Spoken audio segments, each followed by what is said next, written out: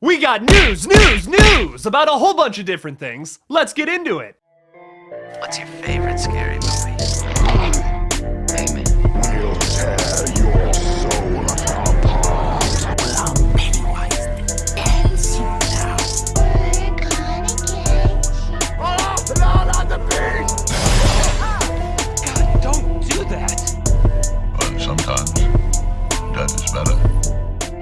Hey everybody, what's up? KillJoy Jake here, and instead of having friends, I have horror movies. Today, we're talking about David Cronenberg's new movie, and no, I'm not talking about the new one that comes out in like a month. I'm talking about yet another one. Holy crap, we're gonna get into that in a second. The Toxic Avenger remake, Nope, Terrifier 2, so make sure to stick around and subscribe and all that mumbo jumbo. So starting off with David Cronenberg's, another new movie from David Cronenberg. First of all, can we just say how amazing that is? This is a 79-year-old man who is still writing and directing horror movies. My God.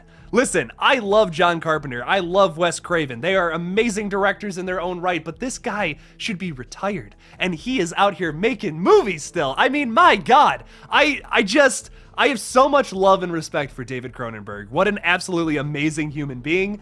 I don't know. I'm speechless reading this article just now that this guy has a movie coming out in a month and he's already working. He's like already planning out his next one. That's just commendable, man. I mean, seriously, one of the greatest horror movie directors of all time.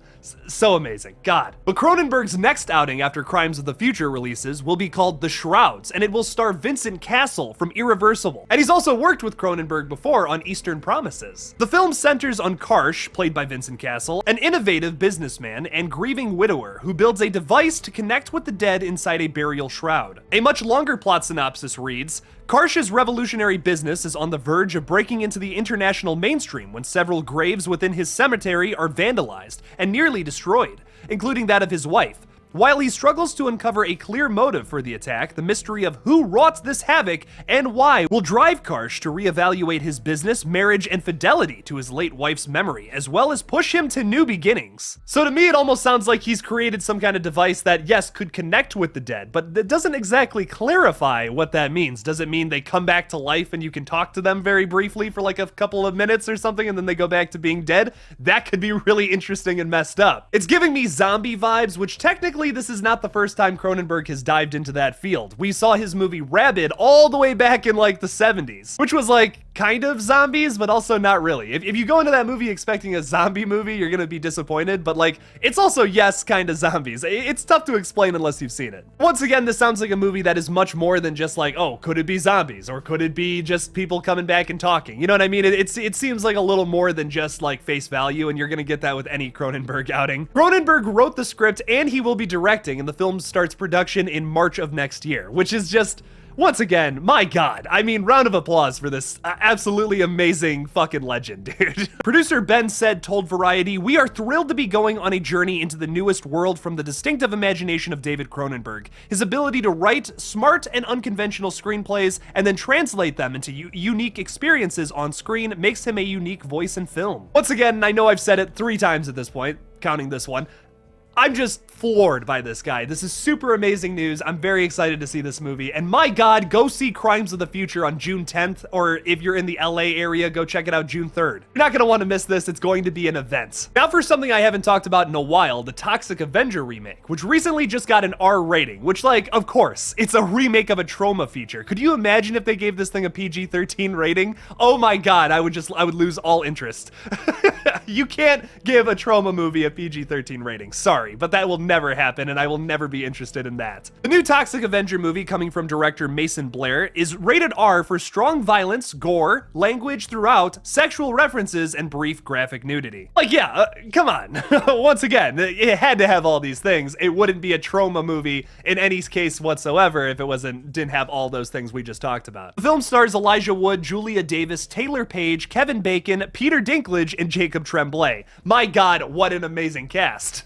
I am very excited for this. I've only ever seen the original Toxic Avenger, so I do have to go and watch all those other sequels. I've heard some really wild things about them though, so I do want to check them out. Definitely check that one out before the remake if you can. Getting into a Nope update from director Jordan Peele. As you guys know, I'm super excited for this film. I absolutely love what Jordan Peele did with his first 2 outings in horror, and now I can't wait to see what he does with his third. Earlier in the week, we got this brand new picture from Nope, and now it's just really Keke Palmer's character, Brandon Perrier, or Perea, whatever his last name is, and Daniel Kaluuya. They're all kind of just standing in the desert. From what Brandon's face says, though, maybe they're looking at somebody dead in the middle of the desert, but there's really not a whole lot I can pull from this, but hey, picture, cool. But the more interesting update comes from Keke Palmer herself in an interview with Entertainment Weekly talking a little bit about the film. Keke says, Nope is nothing like Get Out or Us. It's a totally different vibe. It's about something different. The themes are totally different and the tone is totally different. This has a lot of 70s tones, which I think is exciting. I think Jordan has done a great job in all his films of talking about something. Get Out, obviously, a lot of that had to do with a conversation about racism, but then Us is about class. And with Nope, you'll take whatever you take from that. Film itself is what Jordan usually does, a commentary on something grander. It uses the horror genre as a way to examine what we are all running from, or what we all get so totally obsessed with, how it defines us, how it brings us to the edge. So this was something I was definitely expecting from Nope. I don't expect Jordan Peele to comment on something he's already commented on in his past 2 films, but something else, something entirely new. So now that we know that basically the film is going to be using aliens to portray something, some kind of social message, what could that be? Because that's always something to figure out in a Jordan Peele flick. I might just have a theory coming up about that sometime in the near future. You're gonna want to stay tuned for that one. I got a really interesting thing about all the horses and stuff specifically that it could mean something, could symbolize something. And then finally, a Terrifier 2 update. My God, something we have all been looking for.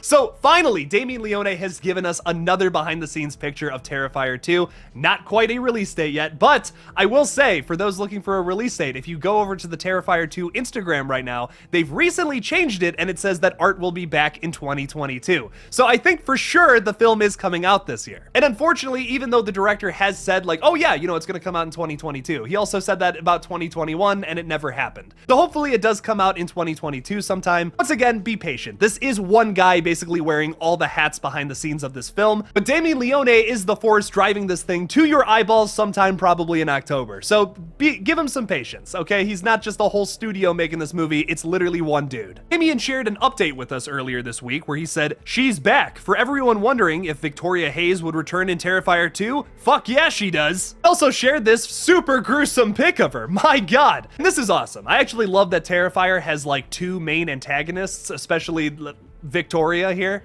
Amazing makeup effects by Damien Leone, by the way. My God, that just looks horrifying. Like, you did a really good job, man.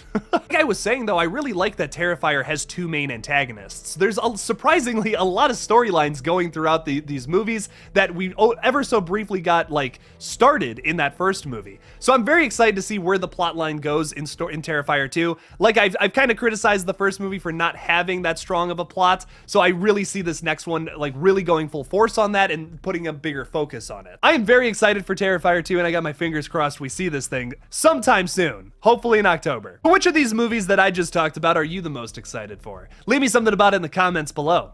Thank you guys so much for watching this new crazy update video. Don't forget to like this video and subscribe for more horror content. Also, if you want to support this channel further, make sure to support me on either Patreon or my channel members. Just hit that join button on my page and bam! Thank you guys for watching again, and as always, don't forget to kill it out there, y'all.